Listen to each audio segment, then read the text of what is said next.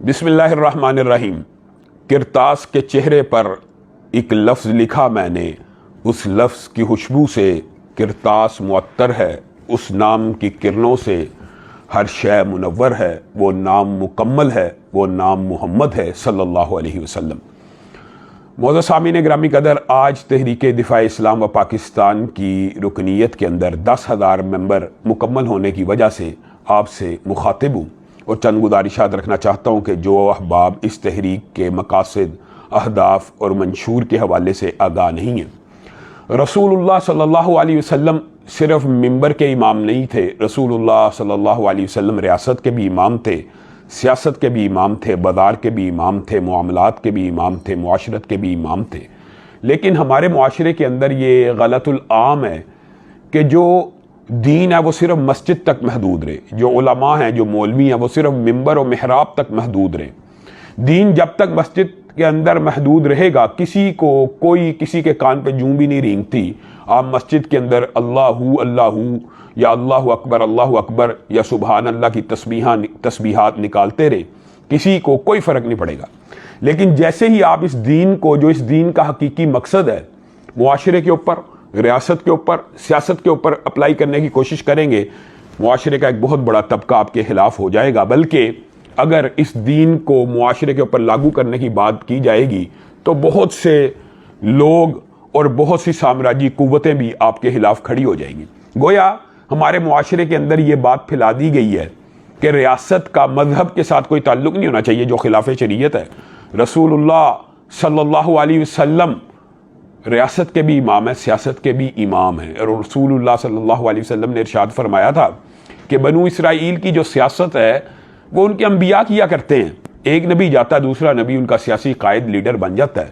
لیکن میری امت میں میرے بعد نبی نہیں آئے گا، لیکن علماء آئیں گے جو میرے وارث ہوں گے۔ آج ہم نے یہ سوچ لیا کہ علماء یا نیک افراد یا باشرہ یا متقی یا ایمانت دار افراد ممبر رسول کے وارث تو بن جائیں، لیکن تخت رسول کا وارث کون بنے؟ چور بنے، لٹیرا بنے، جگیردار بنے، وڈیرا بنے۔ تو اس نقطۂ نظر کو، اس غلط سوچ کو ہم نے معاشرے سے ختم کرنا ہے، اور تحریک دفاع اسلام و پاکستان کے قیام کا جو مقصد ہے، جو غرض و غایت ہے، وہ یہی ہے کہ آپ سب اسلام پسند قوتیں اس تحریک میں شامل ہوں۔ یہ حریت فکر کی اور بیداری کی ایک تحریک ہے، اور اللہ کے فضل و کرم سے 1 ماہ کی کم مدت کے اندر ہم نے 10,000 کی رکنیت کا ہدف پورا کیا ہے۔ ابتدائی طور پہ میں یہ چاہتا تھا کہ اس کے اندر 1 لاکھ سے زائد کارکن رجسٹرڈ ہوں، لیکن احباب کا جوش و خروش اور ان کا والہانہ پن دیکھ کر ہم نے اس ہدف کو 2 لاکھ رجسٹرڈ ممبر کے تک پہنچانے کا ارادہ کیا ہے۔ اور جب 1 لاکھ انشاءاللہ اس کے ممبر پورے ہوں گے، ہم نے یہ ارادہ کیا ہے ہم پاکستان کے اندر بڑی جلسہ گاہوں، اور اس کی ابتدا ہم مینار پاکستان سے کریں گے۔ وہاں پہ 1 لاکھ جو اصل ممبر ہے وہ اپنے ساتھ جتنے بھی افراد لے آئیں، لیکن متحرک 1 لاکھ ممبران کو ہم مینار پاکستان میں اکٹھا کریں گے، اور وہاں سے ہم ایک بہت بڑے جلسے کا اور ایک بہت بڑی تحریک کا باقاعدہ باضابطہ اعلان کریں گے۔ ابھی آپ نے اپنے علاقوں کے اندر، یونین کونسلز کے اندر، شہروں کے اندر، ضلعوں کے اندر یہ رکنیت فارمز، یہ ممبر سازی، اس کی تحریک اور کمپین چلانی ہے۔ اور میرا ہدف آپ وہ احباب ہیں، خاص طور کے اوپر میں آپ سے مخاطب ہوں، میرے وہ سوشل میڈیا کے فالوورز جو فیس بک پیج کے اوپر 10 لاکھ کے قریب تھے، وہ پیج بین ہو گیا لیکن وہ فالوورز موجود تھے۔ اسی طرح یوٹیوب کے اوپر 3.5 لاکھ جو فالوورز ہیں، اسی طرح ٹویٹر کے اوپر 1 لاکھ فالوورز ہیں۔ آپ احباب اگر یہ سمجھتے ہیں اور چاہتے ہیں کہ پاکستان کے اندر ایسی سیاست بھی ہو کہ جو سیکولر پارٹیوں سے ماورا اور سیکولر پارٹیوں کو خلاف اسلام، خلاف شرع کوئی بھی اقدام کرنے سے روکیں، تو آپ کو ہمارا ہاتھ اور آپ کو ہمارا ساتھ دینا ہوگا۔ ٹرانسجینڈر بل ایکٹ آپ کے سامنے پیش ہو چکا، تینوں سیکولر پارٹیاں اس کے اندر ملوث ہیں، اور دکھ اور افسوس کے ساتھ یہ کہنا پڑتا ہے کہ بعض مذہبی پارٹیوں کے اراکین بھی اسمبلیوں میں، سینٹ میں موجود تھے، لیکن انہوں نے خاطر خواہ کوئی بھی کردار ادا نہ کیا، اور میں سینیٹر مشتاق کو خراج تحسین پیش کرتا ہوں کہ انہوں نے دوبارہ، میں تو یہی کہوں گا کہ اس گھڑے مردے کے اندر جان پیدا کی اور عوام کے اندر یہ اویئرنیس پیدا کی کہ یہ جو بل ہے یہ ہمارے معاشرے کے لیے کیسا زہر قاتل ہے. آپ احباب اس کے ذمہ دار ہیں. آپ لوگوں نے سیکولر پارٹیوں کو ووٹ دیا. آج آپ ذرا غور کریں کہ آپ نے جن پارٹیوں کو ووٹ دیا انہوں نے یہ ٹرانسجینڈر بل تینوں پارٹیوں نے مل کے قبول کیا کہ آپ اس گناہ میں شامل نہیں ہیں. اور وہ احباب بھی غور کریں اور وہ مذہبی رہنما بھی غور کریں کہ جنہوں نے بڑی سنگین نوعیت کی یہ کوتاہی کی ہے. میں کسی کو تان و تشنیع کا نشانہ نہیں بنانا چاہتا، لیکن یہ غلطی ہے، یہ سنگین نوعیت کی غلطی ہے. ان خلاف اسلام، خلاف شرع، خلاف دین، خلاف قرآن و سنت جو آئین سازی اور قانون سازی اور معاشرے کے اندر جو اقدامات ہو رہے ہیں، ان کو کن لوگوں نے روکنا ہے؟ آپ لوگ اگر اسلام پسندوں کا، دین پسندوں کا ساتھ دیں گے. میرا اولین مخاطب اہل حدیث بالخصوص ہیں اور دیوبندی بریلوی بالعموم ہیں. ان کے اندر بھی دین پسند لوگ ہوتے ہیں، آپ بھی دین پسند ہیں. تینوں اہل سنت کے جو طبقات ہیں ان کے اندر جو اسلام پسند، دین پسند لوگ ہیں، وہ ہمارے ہاتھوں کو مضبوط کریں، ہمیں افرادی قوت فراہم کریں تاکہ ہم پاکستان کے آئین اور قانون کے مطابق ایک ایسی ورک فورس تیار کر سکیں کہ خلاف اسلام کوئی بھی چیز ہو ہم احتجاج کریں. ہمارا رائٹ ہے. ہم احتجاج کے ذریعے اس کے خلاف ایجیٹیشن کے ذریعے پرامن احتجاج کے ذریعے اس کو روک سکیں. میں آپ کے سامنے ایک مثال دیتا ہوں. ایک دور کے اندر علامہ شہید نے ایک بل کے حوالے سے اپنے تحفظات کا اظہار کیا، لیکن اس بل کو پیش کر دیا گیا. علامہ صاحب اسمبلی میں موجود نہیں تھے، بابا شہید اس وقت اسمبلی میں موجود نہیں تھے، لیکن اسمبلی سے باہر ہوتے ہوئے بھی کسی کی جرت نہیں تھی کہ اس خلاف شریعت بل کو کوئی منظور کر سکے. مذہبی جماعتوں کا، دینی جماعتوں کا، دینی تحریکوں کا جو مقصد اور گرد و غایت ہوتی ہے وہ یہ پریشر گروپ ہی ہوتی ہے.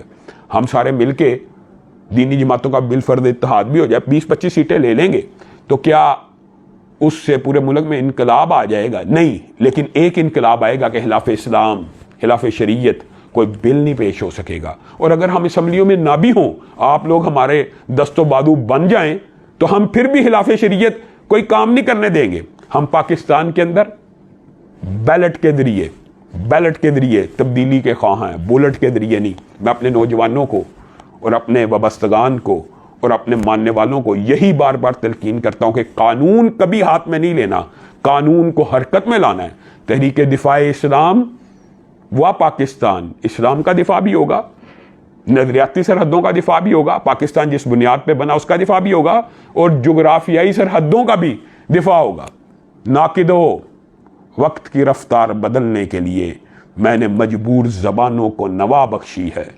کج کلاہوں کی رعونت کا اڑایا ہے مذاق، میں نے تاریخ کے چہرے کو ضیاء بخشی ہے. اور میں آپ لوگوں کو یہ پلیٹ فارم مہیا کر رہا ہوں اس امید کے ساتھ کہ آپ جوک در جوک اس میں شامل ہوں. جلد از جلد 2 لاکھ رجسٹرڈ کارکنان کی رکنیت کو مکمل کریں. اللہ کے فضل و کرم سے آپ یہ دیکھیں گے کہ 1 لاکھ 2 لاکھ جب کارکنان رجسٹرڈ ہو جائیں تو وہ ایک بہت بڑی ووٹ بینک بھی بن جاتا ہے. 1 لاکھ کارکنان متحرک ہوں تو 10 لاکھ ووٹ ہوتے ہیں، 2 لاکھ کارکنان ہوں تو 20 لاکھ ووٹ ہوتے ہیں. آپ حصہ بقدر جثہ، آپ کسی کے ساتھ اپنی قوت، اپنی طاقت، اپنے وزن کے مطابق بھرپور طریقے سے مذاکرات کر کے حصہ بقدر جثہ کے تحت کسی بھی پارٹی کے ساتھ، میں آپ کو یہ بات بھی بتانا چاہتا ہوں کہ سیاسی پارٹیوں کے ساتھ اتحاد کرنا ان امور کے اوپر جو ہم مشترک ہوں، میں اس کو حرام نہیں سمجھتا اور یہ حرام ہوتا بھی نہیں ہے. اس لیے ہم نے بنیادی طور پہ ان سیکولر پارٹیوں سے جان چھڑانے کے لیے یہ تحریک بنائی ہے. لیکن ختم نبوت کا قاعدہ ہے، دفاع صحابہ کا قاعدہ ہے. اس طرح کے جو امور ہیں ان کے اندر اگر ہمیں سیاسی پارٹیوں کی حمایت درکار ہو، آپ کو پتہ ہے جو قانون سازی کا مرحلہ ہوتا ہے اس کے اندر دیگر پارٹیوں کی بھی اراکین کی اہمیت ہوتی ہے. تو ہم اس بات کو مد نظر رکھتے ہیں، سیاسی سوچ و فکر رکھتے ہیں. ہم پاکستان کی سرحدوں کا دفاع بھی کریں گے، ہم نظریاتی سرحدوں کا دفاع بھی کریں گے، اور ہم یہ سمجھتے ہیں کہ حکمراں ہو گئے کمینے لوگ، خاک میں مل گئے نگینے لوگ، اور یہ زمین جب تلک نہ لیں گے ہم، اس سے اگتے رہیں گے یوں ہی غم. اس خدا کو مٹائیں گے ہم ہی، فصل گل لے کے آئیں گے ہم ہی. اور یہ ہم ہی سے مراد آپ وہ افراد ہیں کہ جنہوں نے ساری زندگی عمران خان کو ووٹ دیا. نواز شریف کو ووٹ دیا, پیپلز پارٹی کو ووٹ دیا. آئیے, اگر ممبر رسول کے اوپر آپ چور, لٹیرا, کرپٹ, شرابی اور زانی کو نہیں دیکھنا چاہتے تو تحت رسول کے لیے بھی یہی شرط عائد کر دیجئے. علماء رہنمائی کے لیے آئے ہیں, علماء رہنما ہوتے ہیں, علماء ان سیکولر اور سیاسی لیڈروں کے چاپ لوس نہیں ہوتے اور ان کے پیچھے چلنے کے لیے نہیں آتے. علماء, آپ ایک بتائیں, ایک عام فہم بات ہے, ایک مسجد کا امام بھی نمازیوں کے آگے کھڑے ہوتا ہے, تو کیا ایک عالم دین کرپٹ, چور, لٹیروں, وڈیروں کے پیچھے ہاتھ باندھا کھڑا ہوا اچھا لگتا ہے؟ خدا کرے کہ میری ارض پاک پر اترے وہ فصل گل کہ جسے اندیشہ زوال نہ ہو.